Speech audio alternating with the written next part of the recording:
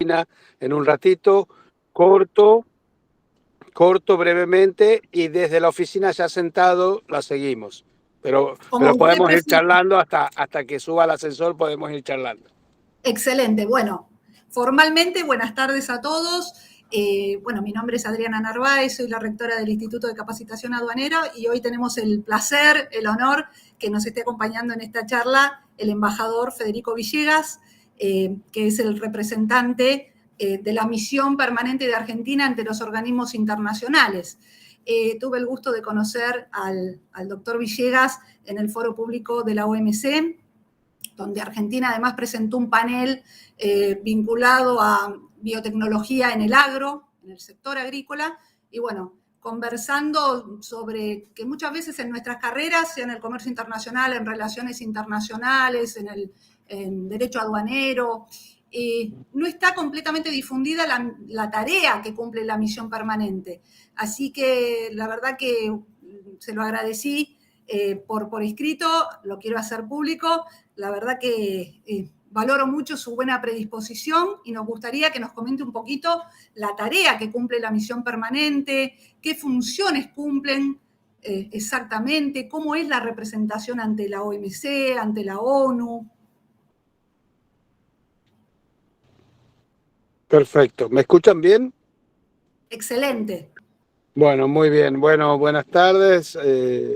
Y les reitero, pido disculpas por los problemas técnicos, pero es muy raro. En Ginebra es una ciudad muy chiquita, es muy raro que haya problemas de tráfico, pero justo hubo el accidente. Así que estamos parados en la ruta. Bueno, muchas gracias por la invitación. Siempre es bueno que la gente conozca un poco lo que hacemos porque nosotros representamos a ustedes, digamos. Los diplomáticos somos funcionarios públicos que servimos a la nación y a todos los argentinos representando al país en los organismos. Ginebra es muy particular, es el único lugar del mundo donde tiene como sede 50 organismos internacionales. Entonces, aquí prácticamente no hay aspecto de la vida de cada uno de ustedes y cada una de ustedes que no esté tocado por Ginebra. Es decir, desde que nos levantamos hasta que nos acostamos, y también, de alguna manera, cada vez que prendemos la televisión o entramos a internet para ver una noticia, Ginebra está explícita o implícitamente involucrada, por cuestiones obvias. Esta es la sede de la Organización Mundial de la Salud. Ahí es donde estamos negociando hoy un tratado para prepararnos mejor para la próxima pandemia, por ejemplo. Esa es una de las negociaciones más sensibles que estamos teniendo en este momento, porque antes había lo que se llamaba, lo que sigue existiendo, un reglamento sanitario internacional. Lo único que teníamos los estados de todo el mundo para ponernos de acuerdo qué hacer frente a una situación internacional sanitaria de gravedad era este reglamento, que no era un tratado, y más o menos se implementaba. Pero ¿qué pasó? Cuando vino el COVID-19 quedó clarísimo que a todos se nos quemaron los libros, no sabíamos para dónde correr. Independientemente del nivel de desarrollo, cultura, todos tuvimos problemas. No sabíamos qué hacer con la gente, si encerrarla o no encerrarla. No sabíamos cómo transferir la tecnología para hacer las vacunas. No sabíamos qué hacer con las fronteras. Entonces, la pandemia fue un hecho paradigmático, revolucionario a nivel mundial, que impactó en Ginebra, porque acá tenemos la Organización Internacional de Migraciones, todo lo que fue el control de fronteras. Tenemos el Consejo de Derechos Humanos de las Naciones Unidas, donde se planteó el acceso a las vacunas como un derecho equitativo, como un derecho humano, y el derecho humano a la salud. Tenemos la Organización Mundial de Comercio, donde el acuerdo ADPIC sobre propiedad intelectual se puso a prueba sobre justamente qué flexibilidad íbamos a aceptar para que rápidamente los países tuvieran acceso a las vacunas, para no esperar importarlas de los países desarrollados, porque la gente se iba muriendo. Después tuvimos la flagrante inequidad de tener aquí en Europa teníamos 3 dosis puestas y en África no tenían ni una. Y cuando vino el Omicron, ¿se acuerdan? Se cerró la frontera y de golpe toda África no pudo salir de África y no la dejaban entrar a Europa. La Organización Mundial de Comercio tenía su reunión ministerial convocada y el día era para el domingo, llegaban los ministros, algunos ya habían salido, habían tomado el avión y el viernes a la noche le avisaron al canciller de Sudáfrica que no podía aterrizar en Suiza porque no tenía las suficientes vacunas para entrar a Suiza. Y era la reunión ministerial acá mismo. Entonces, todas estas cosas nos han cambiado completamente la dinámica. También tenemos el Alto Comisionado para los Refugiados, tema que obviamente hoy es un tema candente, pero no solo hoy, es un tema permanentemente candente. Hay una agenda internacional que no se ve en la Argentina nunca porque, bueno, lógicamente, siempre los titulares de los diarios son los que primero uno termina leyendo y fue Ucrania 1 año y medio y hoy va a ser Gaza y lo que está sucediendo durante varios meses. Pero ayer masacraron 800 personas desplazadas en Sudán, por ejemplo, en el África, donde hay una crisis humanitaria terrible. Hubo cinco golpes de Estado en países africanos en los últimos 6 meses, que no fueron titular de ninguno de los diarios de Argentina. Entonces, la complejidad de la agenda internacional nos lleva a que hoy el cambio profundo que tenemos, y a esto le sumo a los conflictos y a la pandemia, le sumo el cambio climático, ¿no? El cambio climático es otro de los eventos transformadores del mundo que, como lo estamos viviendo, ni siquiera nos damos cuenta todavía qué significa. Pero está clarísimo que durante 25 años el tema climático, por así decirlo, lo vimos desde el punto de vista ambiental. Nunca lo vimos como una crisis existencial de toda la humanidad. Lo veíamos básicamente, bueno, necesitamos que el agujero de ozono, proteger el medio ambiente y demás. Ahora, cuando la pandemia estalla y se muestra la relación de la falta de cuidado del ambiente y la producción y expansión de virus, etcétera, etcétera, todo lo que nos pasó a todos de descubrir, es como que obviamente, y el calentamiento, ayer salió el dato, ¿no? El año más caliente en 125.000 años. En 125.000 años de la humanidad, este año ha sido el más caliente en la historia, en todo ese periodo. Entonces el cambio... Público, perdón, sí. embajador. Sí, no, dale. Fue un eje muy concreto, ¿no? Totalmente. El lema era, la acción tiene que ser ahora. Y el problema es que eso, ¿por qué es importante esto? Porque Ginebra, esos 50 organismos, nacieron por razones distintas, con objetivos distintos y muy técnicos, esa es la verdad, no hablaban entre sí. Y yo al principio, Argentina es uno de los pocos países que tiene una misión para todos los 50 organismos. Hay un solo embajador, una sola misión para todos. Y todos los países latinoamericanos, hasta Guatemala, Uruguay, Paraguay, los chiquitos, Honduras, El Salvador, todos tienen 2 misiones. Una para temas económicos y otra para temas políticos, por así decirlo.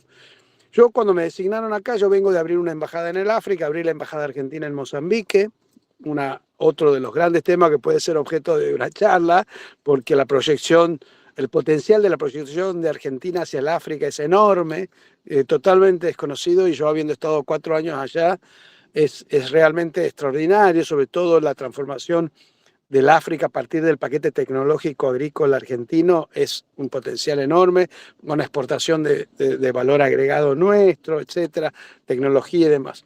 Pero, ¿qué pasa? Aquí en Ginebra los 50 organismos se obligan ahora a hablar entre sí, porque todo está interconectado. Entonces, en cambio climático no es solo un tema, ahora acabamos, y paso el aviso de paso, por primera vez en la historia, uno de los organismos, la Organización Meteorológica Mundial, que es sumamente importante, va a ser dirigida por una mujer y es argentina, que es nuestra directora hasta hoy, o estos días, la directora nacional del Servicio Meteorológico de Argentina, Celeste Sauro, una profesora extraordinaria, científica, astrofísica argentina. Bueno, fue elegida por consenso, le ganamos por 80 y tantos votos al candidato de China, que es uno de los países más importantes del mundo, que tiene mucha cooperación, mucho dinero, y nosotros, a los argentinos, digamos, sin un peso, pero por tener una candidata tan extraordinaria y tan respetada por todos sus pares científicos del mundo, arrasó y fue elegida. Ahora, esa organización, por ejemplo, la OMM, ¿no? Era sumamente técnica, era básicamente la organización, bueno, que medía las tendencias ambientales, es un poco la base científica de nuestros pronósticos del tiempo. Pero hoy esa OMM se ha transformado, ha sido decidido por las Naciones Unidas como la Secretaría Técnica del Convenio de París de Cambio Climático. ¿Por qué? Porque el cambio climático solo puede mitigarse con soluciones adaptadas localmente a la realidad de cada país. Y no es lo mismo Irak, porque para el Irak, y esto lo sé por lo dicho de las propias delegaciones, cuando dice que la campaña de Celeste aprendió un montón de la realidad de cada país. El embajador de Irak decía, miren, mi problema con el cambio climático son las tormentas del desierto.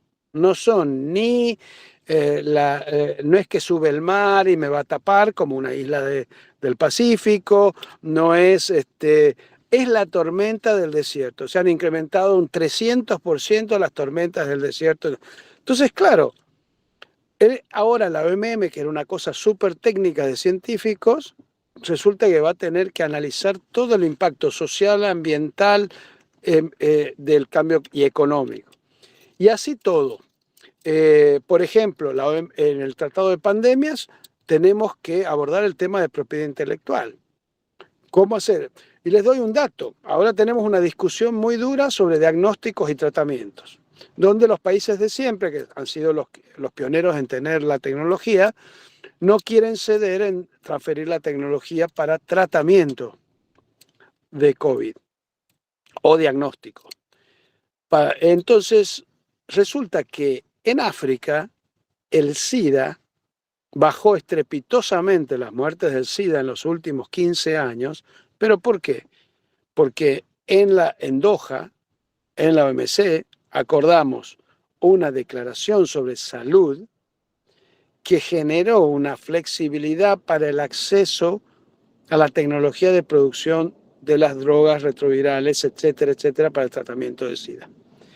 Cuando dejaron de importar esas drogas carísimas y todos los países africanos y otros pudieron darle gratis o muy accesible a todo, automáticamente bajó. Lo mismo con la malaria. Yo viví en un país con alto índice de malaria.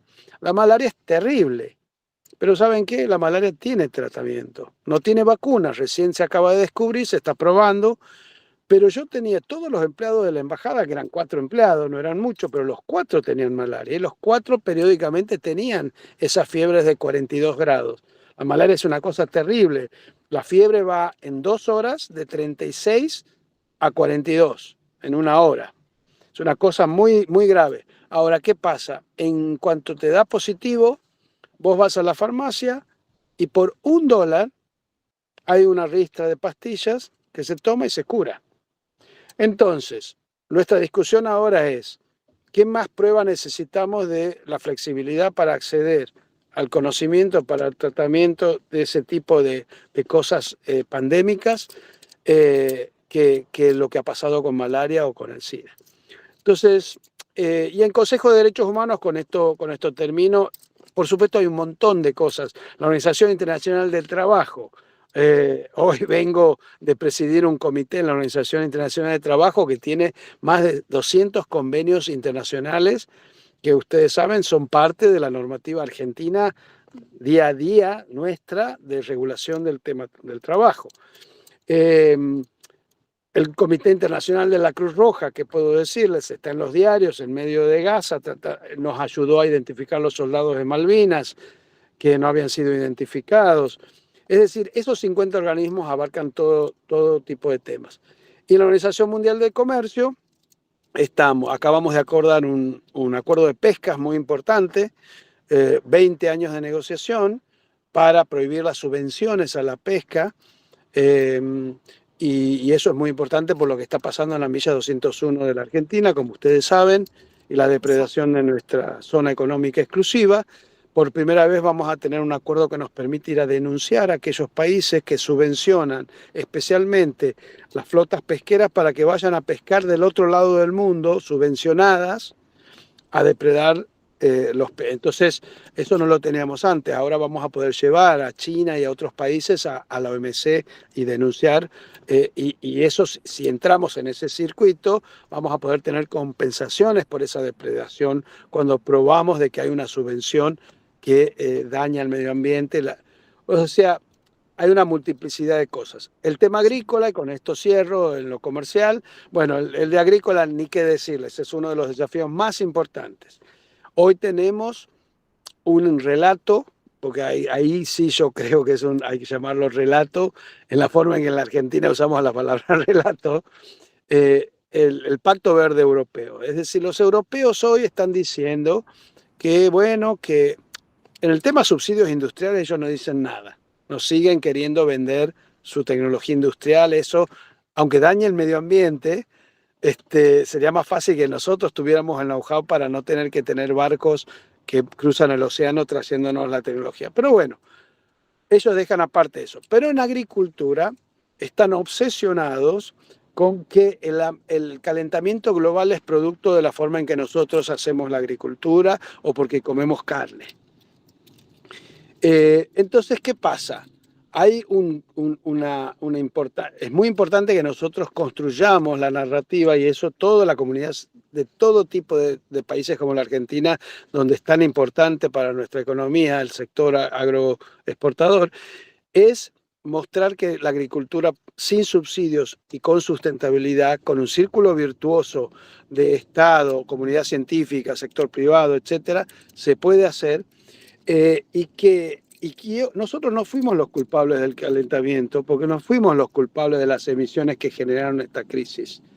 Y hoy hay un esfuerzo enorme para lo que es la descarbonización y la deforestación en la Argentina. Tenemos cada vez altos estándares, cada vez más altos, nos estamos adaptando. Ahora, los europeos hoy están haciendo un nuevo proteccionismo para generar que se pare la importación de productos de países que no tienen los estándares que ellos les están exigiendo a los productores europeos.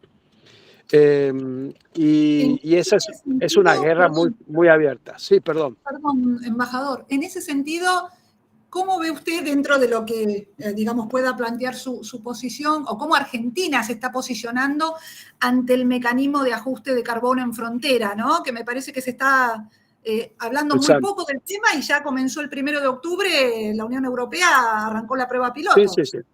Sí, el CBAM nosotros estamos muy activos.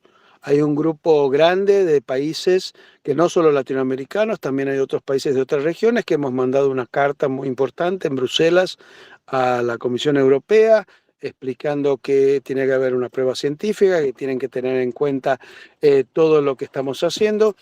Y entre nosotros, a mí me parece que estamos bastante bien en términos relativos comparado a otros países. Hay países que no están haciendo casi nada de adaptación, ni midiendo también el índice de emisión, etcétera. Nosotros sí lo estamos haciendo y hay provincias que están a la vanguardia en ese tema. Yo sé de Neuquén y otros que son muy conscientes, porque seamos sinceros, la Argentina por las características es un país, es una perogrullada el potencial de Argentina, pero visto desde afuera, les digo sinceramente, es un dato de la realidad el potencial argentino, no es una idea, porque cuando uno compara con los 195 países, somos 47 millones nada más,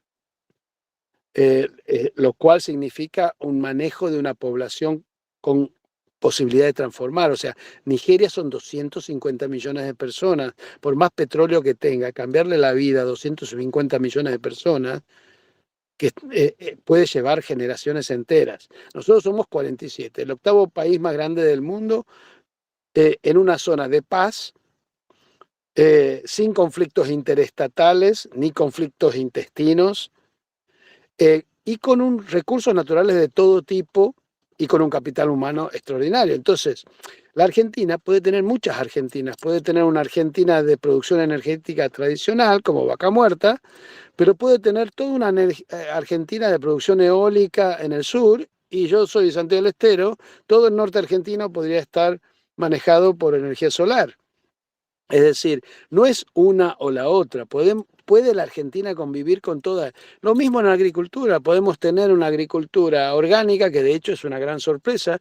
Yo aprendí de que estamos haciendo un montón de exportaciones orgánicas que no se ven, no parece, pero estamos con mayores y mayores crecientes exportaciones orgánicas, y podemos tener la Argentina con todo lo que estamos como productor agrícola exportador. Y esto de la biotecnología es sumamente importante porque hemos generado, ustedes lo saben, la semilla resistente a la sequía, etcétera, etcétera, y eso es sumamente interesante como contribución de la Argentina al mundo. Y el último punto que terminaría con esto es, y ahí cortaría, subo a la oficina, empiezan las preguntas si quieren y me vuelvo a conectar. El último Excelente. tema es derechos humanos, que no es menor para lo que significa la historia y la idiosincrasia y la Argentina. El órgano mundial más importante de derechos humanos está acá en Ginebra, es el Consejo de Derechos Humanos, y tiene 3 roles muy claros. Primero, analiza la situación de derechos humanos de todos los países del mundo sin excepción. Periódicamente tienen que, entre comillas, rendir cuentas frente al resto de la comunidad internacional sobre su situación de derechos humanos. Sin excepción, los 195 tienen que pasar el examen, entre comillas, periódicamente. Segundo, analiza las situaciones urgentes y graves de derechos humanos que necesitan una atención inmediata. Y eso, llámese Ucrania, llámese lo de Gaza, llámese Irán, llámese Nicaragua, Venezuela. Hay un grupo de 10 situaciones anualmente y ahí se generan mecanismos para tratar de revertir las violaciones de derechos humanos. Y el tercero, que es muy importante, que nos afecta a la vida diariamente, es el lugar de lo que yo llamo la usina jurídica de los nuevos estándares de protección mundial de derechos humanos. Todos los días, cuando uno sale y sabe que tiene un derecho humano que se ha consagrado y que puede ir a la justicia a reclamarlo, ese derecho humano es un derecho que fue producto de un acuerdo internacional que se negoció aquí y que después se incorporó al ordenamiento jurídico de los países, en nuestro rango, en nuestro caso mucho más, porque tenemos, acuérdense, los tratados de derechos humanos tienen rango constitucional en la Argentina. Y eso son pocos países en el mundo, es un privilegio porque eso significa que no se cuestiona, al ponerlo en la Constitución es ley mayor el Tratado de Derechos Humanos sobre leyes nacionales. Esa es una de las explicaciones jurídicas de por qué la Argentina ha tenido avances tan importantes en materia de derechos humanos, tanto con relación a cómo abordar los crímenes de lesa humanidad del pasado como hoy.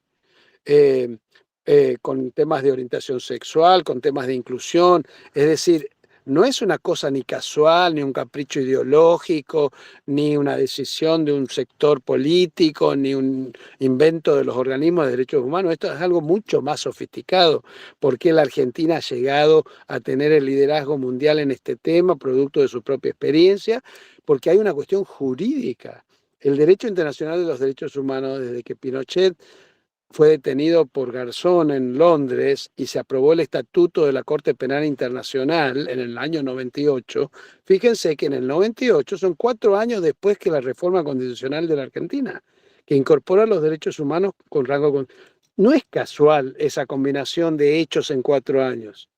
Lo que hizo fue cambiar la pirámide jurídica, y por eso hubo un juez en el año 2000 que dijo, y bueno, si tenemos esto, que cambió todo, la Corte Suprema, los 3 poderes del Estado dijeron, esta impunidad que tenemos, impunidad de los altos mandos por los indultos, impunidad de los bajos y medios por las leyes que se habían aprobado de impunidad, esta impunidad global que tenemos sobre estos crímenes que son imprescriptibles, ya va en contra del propio evolución del derecho internacional, y por eso los 3 poderes del Estado se pusieron de acuerdo y removieron los obstáculos jurídicos para identificar a las sanciones y sancionar a los responsables.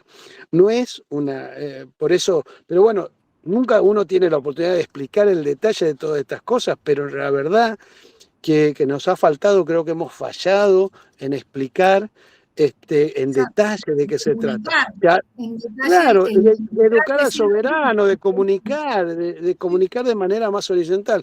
Si a alguno de ustedes les interesan estas cosas, no quiero ser autobombo, pero son de difusión los artículos, solo por eso lo menciono.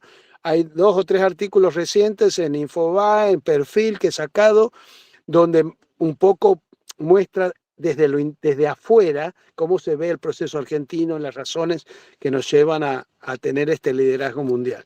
Pido 1000 disculpas, así subo a la oficina mientras piensan las preguntas y me conecto en 2 minutos.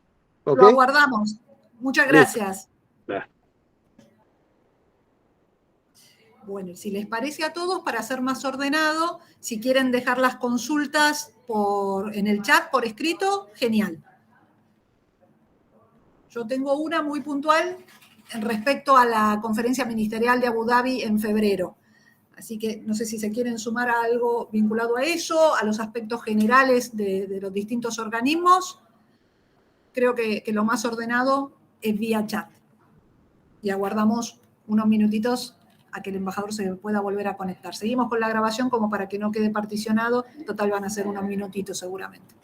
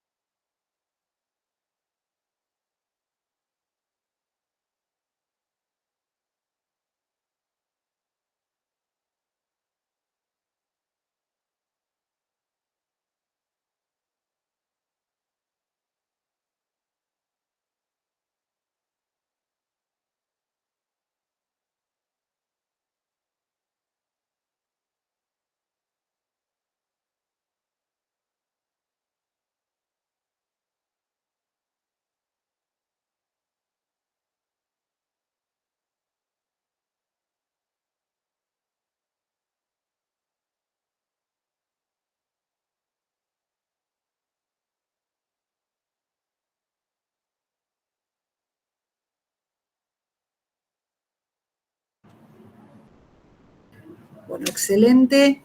Hola, acá estoy. Genial, ahí lo escuchamos perfectamente. ¿Me ven? No, no me ven, ahora sí. Todavía no, ahora sí, excelente. Ahí tienen el mapa de la Argentina y la bandera, ya estamos Ahí mejor. está, sí, ahí se ve perfecto. Muy bueno, como marco de fondo. Me puedo poner los lentes ahora. Perfecto. Bueno, Y, listo. embajador, ahí ya tenemos unas consultas. Comienzo Sí. con una que me parece que viene de la mano de lo que estábamos hablando y pasamos a leer todas las preguntas y comentarios. ¿Cuál sería, que incluso algo se planteó en septiembre en el foro público? ¿Cómo podría sintetizar la posición que Argentina va a llevar a la conferencia ministerial de Abu Dhabi ahora el próximo febrero? Primero, nosotros creemos en un sistema multilateral de comercio con reglas. A nosotros nos conviene. No tenemos peso, poder, digamos, poder duro, como se dice, económico ni militar. Entonces, por lo tanto, tener un comercio internacional con reglas es sumamente importante. Segundo, el sistema de solución de controversias de la OMC, que ustedes saben, ha sido uno de los grandes éxitos de la OMC cuando se creó en el año 95. En términos proporcionales al comercio internacional, al peso de Argentina, nosotros somos usuarios muy, muy importantes del sistema de solución de controversias. Es decir, la jurisprudencia de este sistema se ha usado casos argentinos muy importantes que a nosotros nos han revertido arbitrariedades que había de otros países permitiendo prácticas distorsivas comerciales. Entonces, lo llevamos a la OMC, Unión Europea, tema biodiesel, etcétera, etcétera, y llevamos a la Unión Europea, Estados Unidos, y ganamos muchos de esos casos y significaron una mejora, obviamente, en nuestra participación del comercio. Por lo tanto, para nosotros la posición es restablecer ese sistema de solución de controversias que lamentablemente está paralizado desde la administración Trump, porque Trump, que bueno, tuvo toda una historia de proteccionismo, lo primero que hizo fue implosionar estas reglas y al no nombrar jueces digamos, en la instancia de apelación, que tiene 2 instancias, se paralizó el sistema. Y hoy no tenemos, hoy está en los diarios, tenemos con Techin un caso que hemos planteado contra Estados Unidos por dumping de acero y demás, y el tema es que vamos a plantear, la primera instancia existe, no hay problema. El problema es que las instancias de apelación no existe, es un salto al vacío porque no hay un órgano.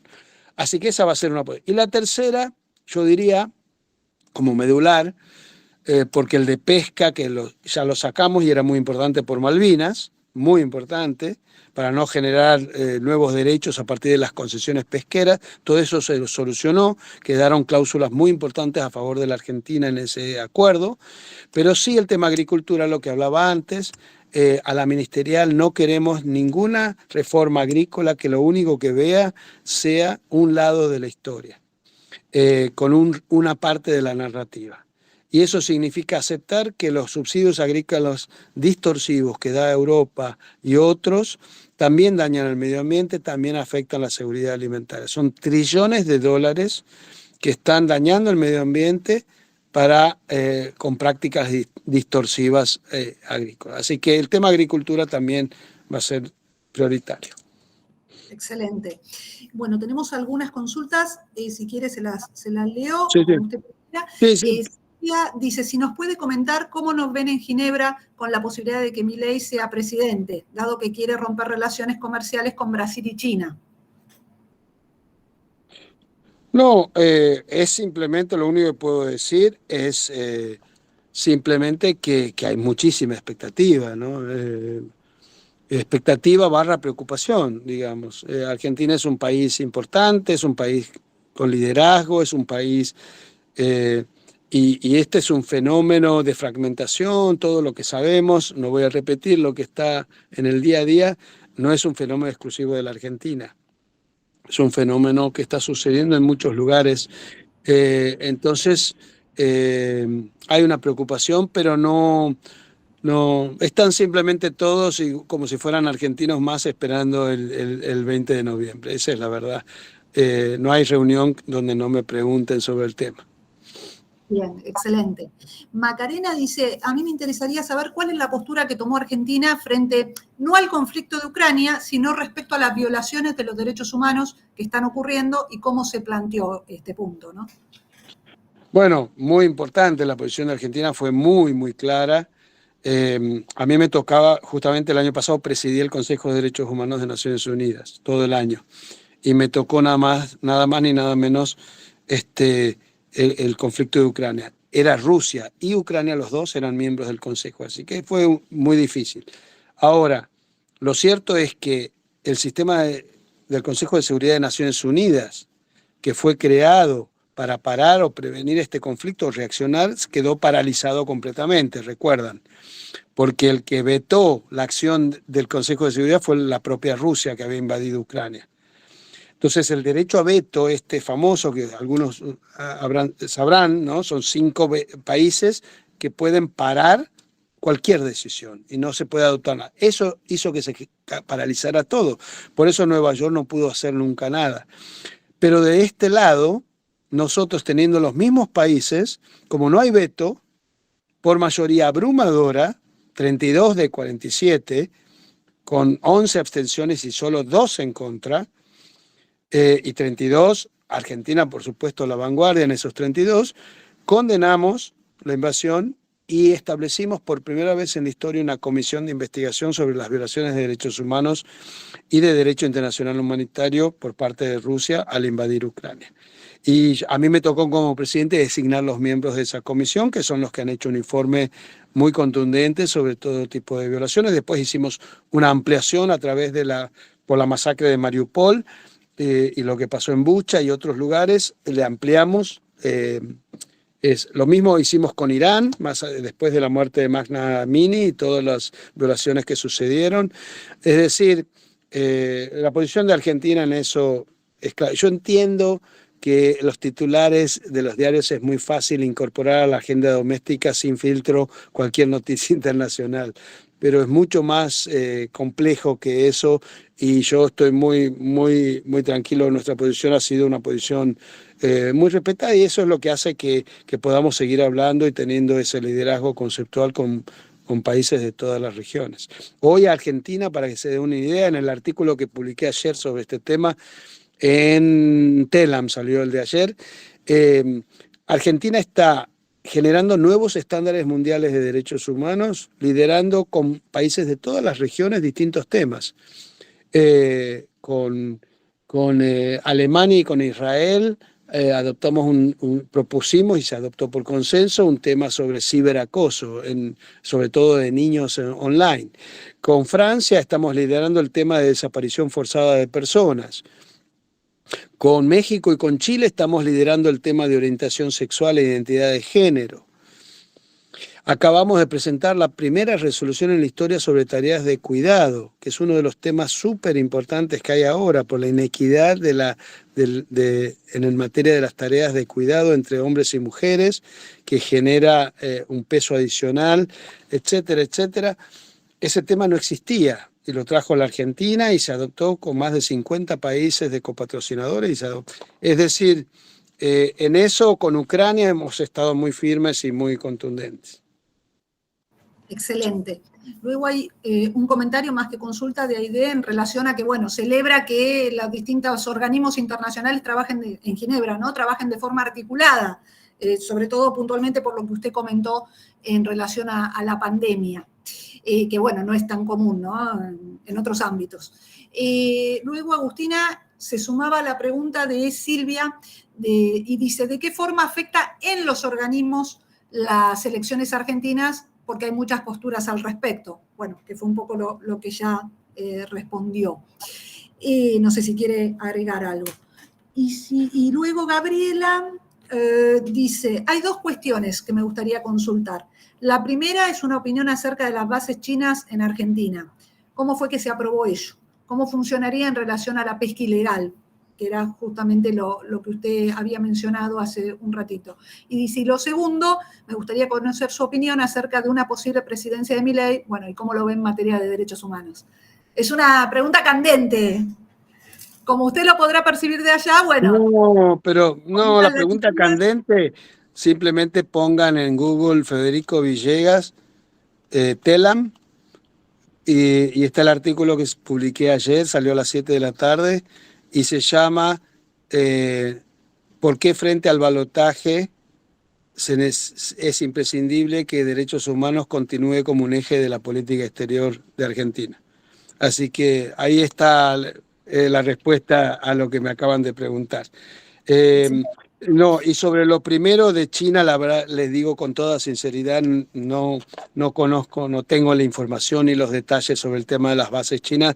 Yo vengo de 4 años de embajador en Mozambique, donde abrí la embajada que les comenté, y de ahí me vine hace 3 años a Ginebra, así que hace 7 años, digamos, que no estoy viviendo en el país, sino siguiendo este tema como un argentino más, digamos, pero no sería profesional de mi parte dar detalles del tema de las bases chinas. Lo que sí confirmo, no tiene nada que ver con lo de la pesca ilegal. Esto de la pesca es algo mucho más profundo que no abarca solo a China. Uno de los principales depredadores es España y la Unión Europea con los barcos españoles. O sea, los que entran a la milla, a nuestra zona económica exclusiva y salen corriendo cuando los van a perseguir a la noche y todo, la ciudad de las luces que se llama, que son todas esas lucecitas que están ahí, que estamos tratando de... no son solamente los chinos, son unos cuantos que tienen subvencionadas flotas pesqueras para pescar del otro lado del mundo. Pero la verdad, eso aseguro no tiene nada que ver con las bases esas que hablan. Bien. Aide dice, usted habló sobre los derechos humanos y de allí se desprenden los derechos del niño, niña y adolescentes. La pregunta se refiere a qué hay en agenda con respecto a educación. Educación está siempre transversalmente en todos los temas. Por supuesto, en derechos humanos es muy particular, porque educación es la base para generar una sociedad con ciertos valores, donde derechos humanos se considera un valor que es parte de la idiosincrasia. Entonces, no es lo mismo un país que incorpora derechos humanos en la educación primaria, secundaria, universitaria, que un país que no lo incorpora, porque ese niño se transforma en adolescente con o sin esas herramientas de derechos humanos. Yo siempre doy un ejemplo. Cuando yo era chico, tengo 57. Cuando era chico, en historia de segundo año, ¿se acuerdan? Veíamos contemporánea, historia contemporánea. Bueno, la Segunda Guerra Mundial se estudiaba como historia. El Holocausto se estudiaba como un hecho más de la Segunda Guerra Mundial. No se estudiaba, no se veía como un fenómeno separado. Y cuando veíamos las fotos de la Segunda Guerra, un bombardeo o algo así, apareció una foto clásica, lamentable, de las víctimas de Auschwitz en general, una foto muy, muy conmovedora, típica del Holocausto. Entonces, yo de chico aprendí el Holocausto como un hecho más dentro de la Segunda Guerra Mundial. Hoy eso ya no existe. El Holocausto se analiza desde el punto de vista de los derechos humanos, de lo que significó que un Estado, una de las naciones desarrolladas más importantes del mundo, decide, en vez de proteger a sus propios ciudadanos alemanes, decide sistemáticamente exterminarlos, aunque eran alemanes, por su condición de. Y eso generó todo lo que hoy sabemos que es la Declaración Universal de Derechos Humanos, que hoy va a cumplir 75 años, el 10 de diciembre, se genera a partir de esa tragedia. Todas las normas de derechos humanos que tenemos hoy son el nunca más de la humanidad. La noción de crímenes de lesa humanidad y de que hoy haya nazis que los persiguen y hasta hace 4 meses juzgaron a alguien de 92 años que encontraron, nace de eso. Entonces, la educación es importante porque nos va incorporando en una visión diferente de ver las cosas. Así que, pero no hay un organismo de educación. La respuesta concreta, no hay, de los 50 organismos, no hay ningún organismo que se ocupe de educación. Eso lo tienen que buscar más en París, con la UNESCO. En UNESCO, claro. Claro. Excelente. Rocío dice, bueno, embajador, buenas tardes. Quisiera consultarle respecto a la aplicación de la biotecnología en el sector agroexportador. 2 consultas. ¿Gran parte de las investigaciones y desarrollos se realizan en forma conjunta con países desarrollados? Y si ese es el caso, ¿cómo se fijan los derechos intelectuales, teniendo en consideración la comparación entre nuestro sector agropecuario y el de la Unión Europea en el marco de la PAC, ¿no? La Política Agrícola Común Europea? Dice, puntualmente mi pregunta viene a colación de cómo podemos lograr una ventaja diferencial frente a los demás países.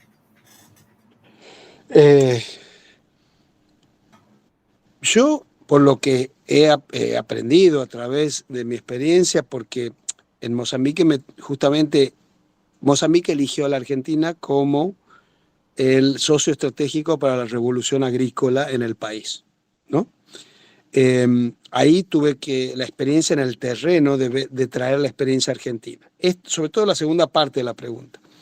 Nosotros tenemos un valor agregado de experiencia concreta que si tuviéramos un pensamiento estratégico, que es una de las cosas que nos falta en el país, entre otras cosas, si tuviéramos un pensamiento estratégico tenemos la posibilidad de poder exportarlo sin necesidad de asociarnos con países desarrollados.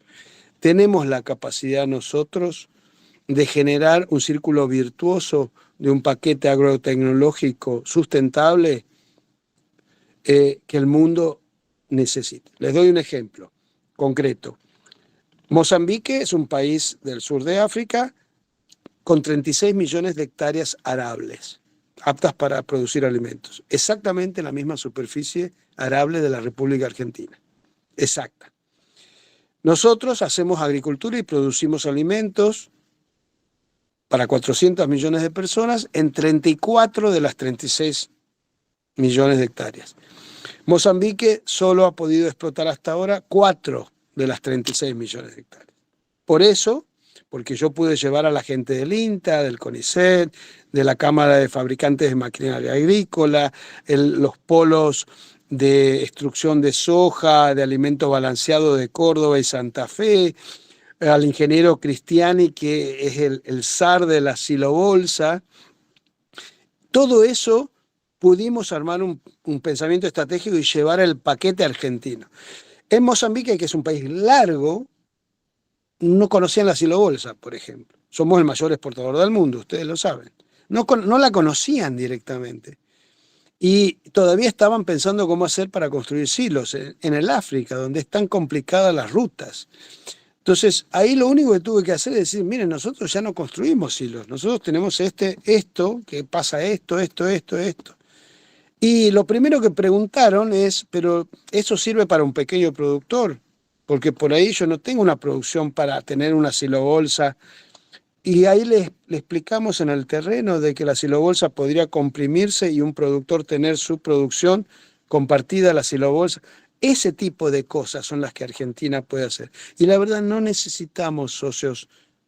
Lo que sí necesitamos es un sector privado, que lo hay, comprometido, porque seamos sinceros, con todas las crisis que hemos tenido, sin embargo, el paquete agrotecnológico argentino ha seguido evolucionando, incorporando tecnología a los pequeños productores. El INTA ha seguido haciendo su trabajo, el sector privado su trabajo. No hablo de los temas económicos rentísticos, estoy hablando de lo que es producción.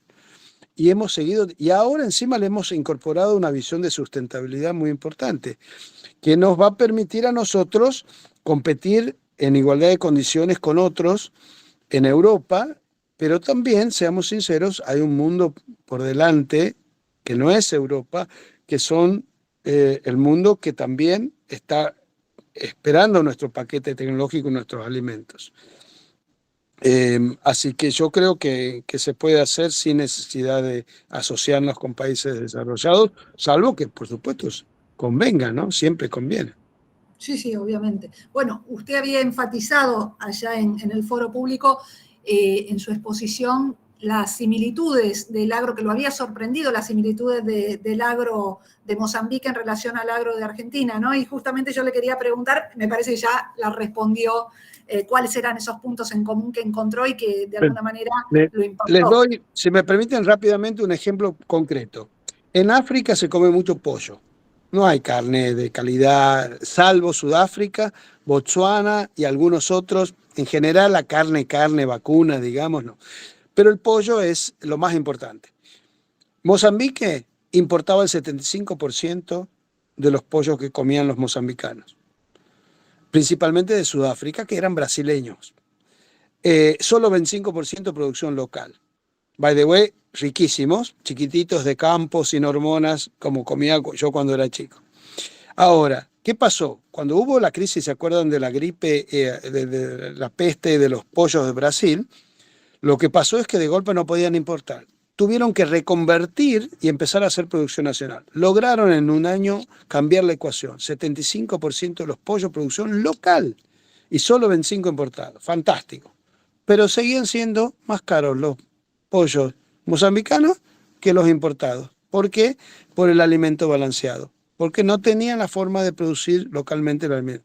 Lo único que hicimos, que me pude hacer es, ¿qué hice? En la feria llevé un representante del polo de sojero, de la cadena sojera, digamos, de Córdoba y de Santa Fe, para explicar cómo una planta de extrusión de soja que tiene dos prensados, un prensado para proteína humana y un prensado para proteína animal, esa planta de extrusión de soja, que solamente cuesta $50.000 aproximadamente, se puede colocar en el mismo lugar donde se produce la soja y al lado de donde están los pollos. y esa misma genera el círculo de la soja para producir el alimento balanceado, para no tener que importar el alimento. Ahora, no lo conocían. Y encima les mostré que son pequeños pueblos de Córdoba y Santa Fe. No se necesita grandes infraestructuras de grandes ciudades, porque ese es otro de los problemas. La gente cree que la Argentina es las pampas de las grandes estancias, ese mito. Y lo que descubren es que hay un pequeño productor familiar que también ha incorporado tecnología. Y esa es la gran ventaja nuestra. Excelente. Dayana dice, con respecto al desarrollo de mercados internacionales, ¿qué actividades se llevan a cabo desde la función que desempeña? Nosotros lo que hacemos es tratar de generar en las negociaciones que haya reglas multilaterales que faciliten el acceso a mercados internacionales. Entonces, claramente, les doy un ejemplo. La India es un país que ha generado una cultura de subsidios específicos para todos los productos, que originalmente era por una cuestión de seguridad alimentaria. En un país que es el más populoso del mundo, es totalmente justificable tener la tranquilidad de que uno subsidia para tener el alimento para su población. Es algo lógico, pero el tema es que hace más de 10 años que ha cambiado su práctica, y esos subsidios lo ha dado en todo tipo de productos, no de la canasta básica de seguridad alimentaria, y termina distorsionando los mercados y dejando fuera competidores. El arroz es el ejemplo más claro en el sudeste asiático. Esto no lo digo yo, lo dice el embajador de Tailandia, lo dice el embajador cuando pide la palabra y dice, estas prácticas a mí me están dejando afuera del mercado del arroz. Entonces, ¿qué hace la Argentina? Bueno, está con las antenas siempre prendidas en las discusiones. Lo mismo nos pasa con esto que decía del Pacto Verde Europeo, que no se pasen de revoluciones para generar un proteccionismo europeo verde que nos deje afuera de los mercados. Esa es la función nuestra, estar pendientes de que las reglas multilaterales de comercio en las que se incorpora nuestro sector privado, en nuestro Estado, no afecten la capacidad del sector productivo argentino para exportar, de cualquier sector, ¿no? Por supuesto. Sí, claro. Aprovecho a hacerle una consulta y bueno, vamos redondeando, no queremos robarle más tiempo, la verdad que le agradecemos nuevamente su generosidad. ¿Hay algún caso que en este momento, así como comentó de dumping, Argentina esté planteando por desvío de comercio? No que tenga flor de piel, pero reconozco que puede ser que no es un caso muy importante, si no yo estaría al tanto. Puede ser que en alguno de los comités de obstáculos técnicos al comercio, etcétera, puede ser que estemos planteando preguntas, lo que llamamos preguntas puntuales a otros países donde nos preocupan determinadas prácticas o normativas, pero no es algo, pero déjame que lo averigüe con los colegas, porque por ahí hay algo y estoy macaneando, porque llevo muchos temas, prefiero ser honesto, pregunto. Y te aviso en un WhatsApp si hay algún caso.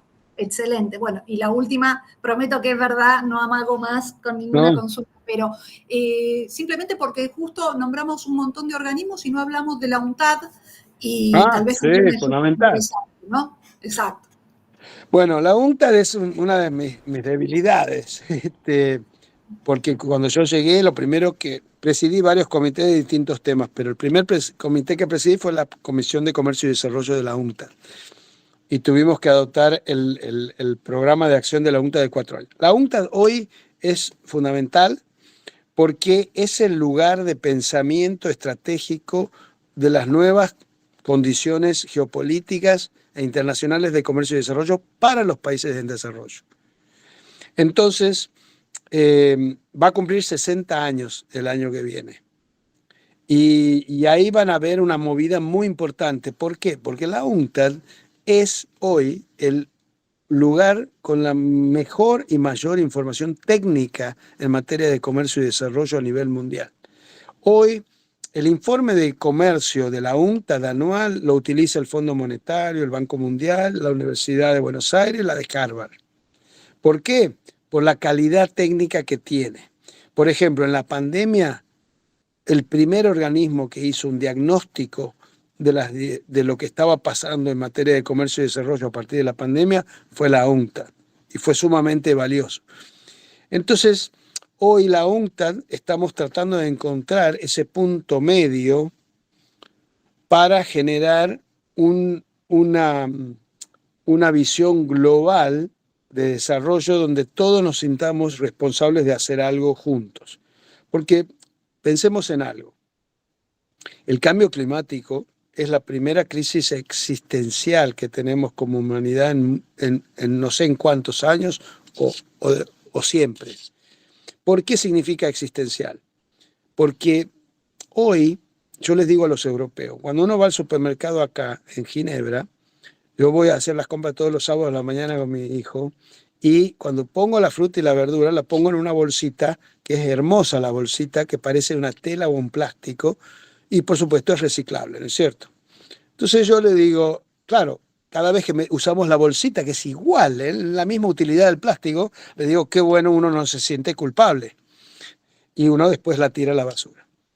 El problema es que si nosotros no logramos como humanidad que la tecnología para hacer esa bolsita llegue rápidamente a todos los países del mundo, el planeta se va a seguir calentando.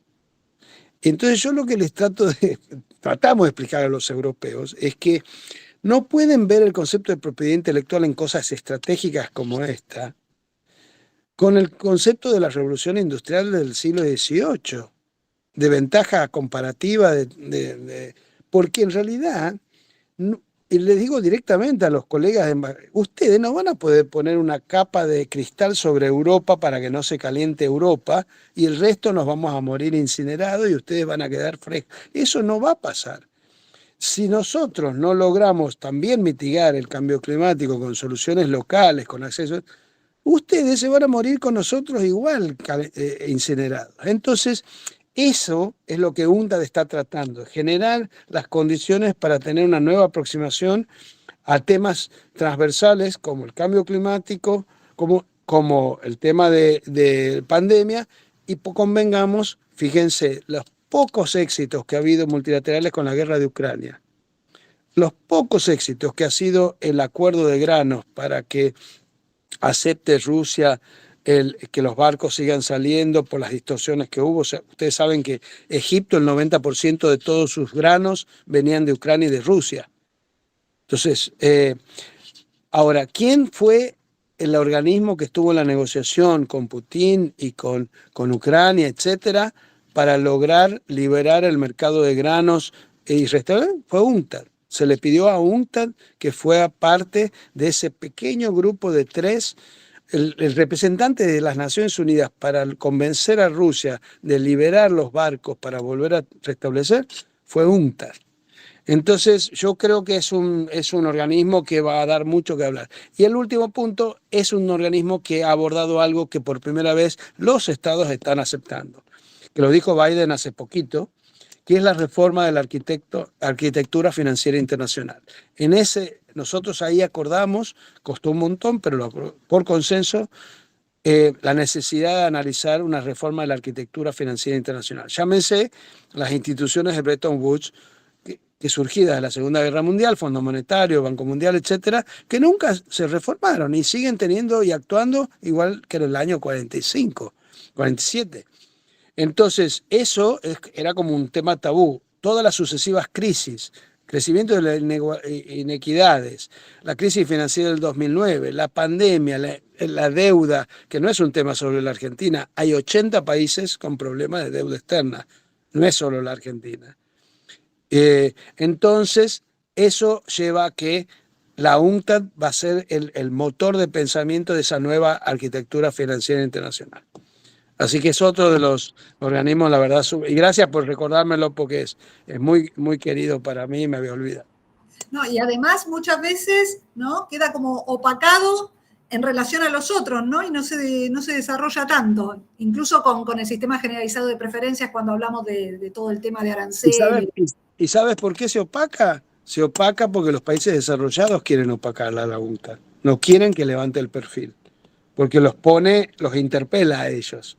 Sí, sí, entiendo. No lo había considerado de esa forma, pero es sí, sí, es un muy buen punto como para tener en cuenta. Y como digo, incluso por tema no sé, cláusula de habilitación, ¿no? Del GATT y todo lo que es, insisto, el sistema generalizado de preferencias. Así que me deja pensando al respecto. Bueno, seguramente hay muchas preguntas más, pero como dijimos, la verdad que le agradecemos muchísimo, una generosidad extrema, no es común. Con todo gusto. Así que muchísimas gracias. Ojalá podamos replicar otra actividad. Yo Sí, lo conversé con la ningún señora. problema. Excelente. Lo conversé con la señora Rousseau como para poder grabar esta charla y poder difundirla con los alumnos que bueno, por una cuestión de horario no habían podido estar. Bueno, ahí hay muchos comentarios agradeciéndole. Bueno, muchas gracias. Y lo que voy a hacer, reitero, solo porque son artículos de divulgación, no para hacerme autobombo, pero porque los traté de hacer bien simples para comunicar de manera masiva. Hice un artículo que se llama La Argentina en la era de la reglobalización, que justamente analiza el tema de las oportunidades de comercio con países en desarrollo. Y después hay uno sobre el multilateralismo en ebullición, que es todo lo que está pasando en Ginebra, y dos de derechos humanos y uno de justicia social, porque muy curiosamente, con esto termino, es increíble que se esté cuestionando el concepto de justicia social. Aquí en Ginebra, los 195 países, incluidos todos los países desarrollados, encabezados por Estados Unidos de América, hace rato que hemos adoptado el concepto de justicia social como uno de los conceptos imprescindibles y acabamos de consolidar la Coalición Internacional para la Justicia Social. Entonces yo cuando veo en las noticias de que se cuestiona el concepto, cuando acá 195 países ya lo hemos incorporado como algo, me parece increíble. Así que me vi en la obligación, hice un acuerdo sobre un artículo sobre justicia social. Así que simplemente te voy a mandar los artículos para el que le interese. Sí, por favor. Creo que hay muchos datos, información que puede servir para y bueno, con esto que me está diciendo, me parece que nos da pie como para que lo podamos replicar. Así que. Sí, por supuesto son públicos, son todos artículos de perfil, Infobae, Telam, o sea que ningún problema. Bueno, muchísimos comentarios, Bueno. todo, la verdad que. Dice, ¿cuál es la red que utilizan para poder seguirlos? No, a ver, tenemos Facebook y Twitter de la misión. Pongan Misión Argentina en Ginebra, Argentina en OMC y ONU creo que se llama, pero es fácil de encontrar. Ok, Ahí nos pueden excelente. seguir. Y vamos a leer los artículos. Nuevamente, muchísimas gracias y bueno, estamos en contacto. Bueno, gracias, mucha suerte. Hasta luego, igualmente. Chao, hasta luego. Luego.